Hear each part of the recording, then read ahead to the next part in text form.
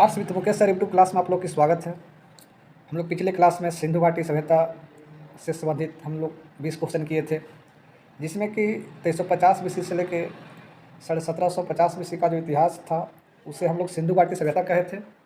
आज हम लोग बात करने वाले हैं वैदिक सभ्यता के बारे में, यानी कि वैदिक सभ्यता से संबंधित जो हमारा क्वेश्चन है हम लोग 20 क्वेश्चन करने वाले हैं। जिसमें पहला ही क्वेश्चन है, पूर्व वैदिक या ऋग्वैदिक संस्कृति का काल किसे माना जाता है। तो मैंने सबसे पहले बताया कि 2350 ईसा पूर्व से 1750 ईसा पूर्व तक की जो काल है, जिसे हम लोग सिंधु घाटी सभ्यता या तो हड़प्पा काल कहते थे। 1500 BC से 600 BC का जो काल है उस काल को हम लोग वैदिक काल कहते हैं, और उस वैदिक काल को दो भाग में बांटते हैं। 1500 BC से 1000 BC का जो इतिहास है उसे ऋग्वैदिक संस्कृति या पूर्व वैदिक काल कहा जाता है, और 1000 ईसा पूर्व से 600 ईसा पूर्व की जो इतिहास है उसे उत्तर वैदिक काल कहा जाता है।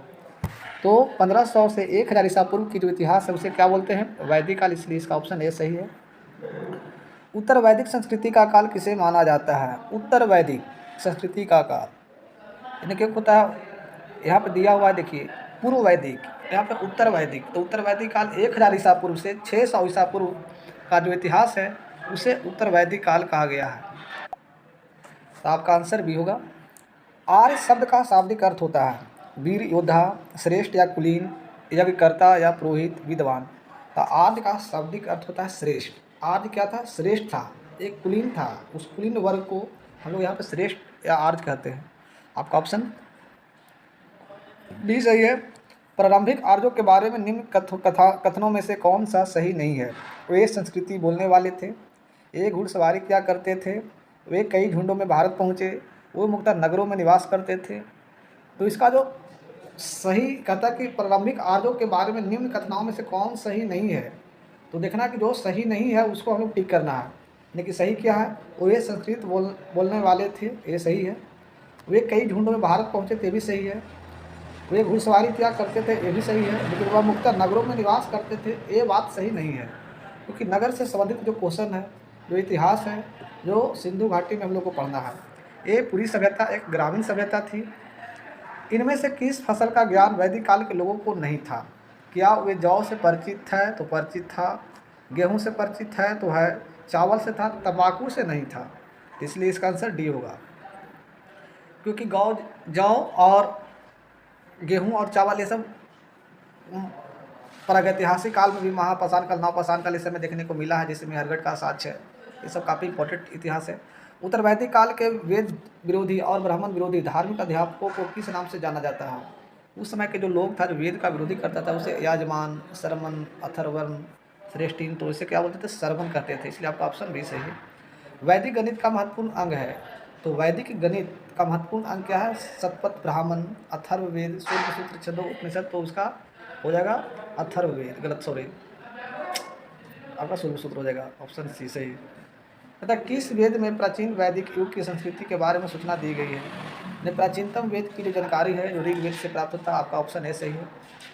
निम्नलिखित में से उत्तर वैदिक काल में लिखे गए ग्रंथों का सही क्रम कौन सा है। तो सबसे पहले क्या लिखा गया था, वेद, आरण्यक, ब्राह्मण और उपनिषद। गलत है, वेद, ब्राह्मण, आरण्यक और उपनिषद। तो ये आपका सही ऑप्शन है।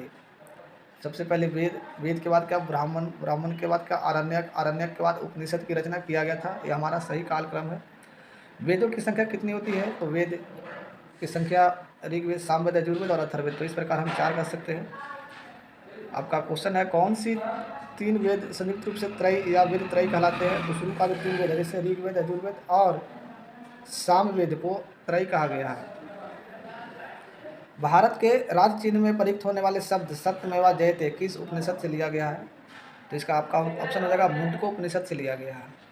ऋग्वैदिक आर्यों का मुख्य व्यवसाय क्या था। तो ऋग्वैदिक आर्यों की जो मुख्य व्यवसाय था कृषि, पशुपालन, शिक्षा, व्यवसाय। उनका मुख्य व्यवसाय था पशुपालन, क्योंकि पशुचारण के क्रम में ही वे भारत पहुँचे थे। और जो आर्य जो लोग आए थे, जो कहाँ से पहुँचे थे, इसका सर्वाधिक जो सर्वमान्य मत है वो क्या, मध्य एशिया के बल्गेरिया क्षेत्र से। जिन्होंने मैक्स मुलर ने इस क्षेत्र को परिभाषित किया था कि आर्यों का जो मूल निवास स्थान है जो मध्य एशिया से ही भारत में आया है। किसी ने बोला तिब्बत की पठार से आर्यों का आगमन हुआ है, किसी ने बोला गंगा के बिहार से ही आर्यों का आगमन हुआ है। तो इस प्रकार से इसका सबसे बेहतरीन जो मत है, जो मैक्स मुलर का दिया हुआ मत था। भारतीय संगीत का आदि ग्रंथ कहा जाता है। आदि ग्रंथ किसे बोला जाता है? तो संगीत से संबंधित जो भी क्वेश्चन है वो सामवेद से रिलेटेड है, तो इसलिए आपका ऑप्शन डी सही है। प्रथम विधि निर्माता कौन है? तो विधि का जो निर्माता करने वाला प्रथम था वो मनु था। जो मनु स्मृति से रिलेटेड एक क्वेश्चन है। 16वां क्वेश्चन कहता है कि कृष्ण भक्ति का प्रथम और प्रधान ग्रंथ क्या है? तो कृष्ण भक्ति का प्रथम और जो प्रधान जो ग्रंथ है श्रीमद् भागवत गीता, आपका ही हो जाएगा। ऋग्वेद में संपत्ति का प्रमुख रूप क्या है? तो ऋग्वेद में जो संपत्ति का जो मुख्य जो है भाग था उसे बोला गया था गौधन। इससे बड़ा कोई धन ही नहीं था। उस समय गौ के लिए, गाय के लिए लोग मार करते थे।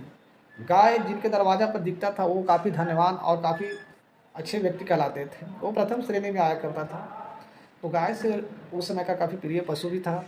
गाय के लिए लोग जीविका अर्जन का जो मुख्य व्यवसाय थी, विनिमय की जो प्रक्रिया होती थी गाय के द्वारा ही की जाती थी। यहाँ तक कि दहेज के रूप में गाय दिया जाता था। ऋग्वेद के किस मंडल में शूद्र का उल्लेख पहली बार मिलता है? तो शूद्रों का जो उल्लेख मिलता है ऋग्वेद के 10वां मंडल में। आप पढ़े होंगे कि ऋग्वेद के जो 10वां मंडल है जिसमें 4 वर्णों का उल्लेख किया गया है, ब्राह्मण, क्षत्रिय, वैश्य और शूद्र। इन 4 वर्णों का जो उल्लेख है जो किस वेद में किया गया है? ऋग्वेद के 10वें मंडल में किया गया है। ऋग्वेद के 9वें मंडल की बात करें तो इसमें कर्म को प्रधान किया गया। कर्म के आधार पर वर्ण का बंटवारा किया गया है जो ऋग्वेद के 9वें मंडल है। इस सोम की बात करें तो 7वें मंडल में उसका उल्लेख है। पुराणों की संख्या कितना होता है? तो 18 होता है। वैदिक धर्म का मुख्य लक्षण इनमें से किसकी उपासना था? वैदिक धर्म का यदि मनन करना हो, वैदिक धर्म को यदि वैदिक धर्म का यदि आचरण करना हो तो हमें किसकी उपासना करना उचित होता है? प्रकृति का, पशुपति का, देवी माता का, त्रिमूर्ति का। तो उस समय के सारे लोग प्रकृति से काफ़ी भयभीत हुआ करते थे। प्रकृति से काफ़ी उनका लगाव था और वो प्रकृति को ही पूजन पाठन की प्रक्रिया करते थे। इसलिए आपका ऑप्शन ये सही हो गया। इस प्रकार हम लोग इस क्वेश्चन करने का काम किए। अभी तक आप हमारे चैनल का सब्सक्राइब नहीं किए हैं तो आप कर लीजिए, और इससे रिलेटेड जो भी क्वेश्चन हो मैं टॉपिक बाय टॉपिक में क्लियर करने वाला हूं, ताकि आपका रिवीजन के साथ साथ कंसेप्ट भी मेरे साथ क्लियर हो जाए। और आप इस वीडियो को ज़्यादा से ज़्यादा शेयर करने का प्रयास करें, ईमानदारी पूर्वक इसे देखें, अपने दोस्तों के साथ शेयर करें।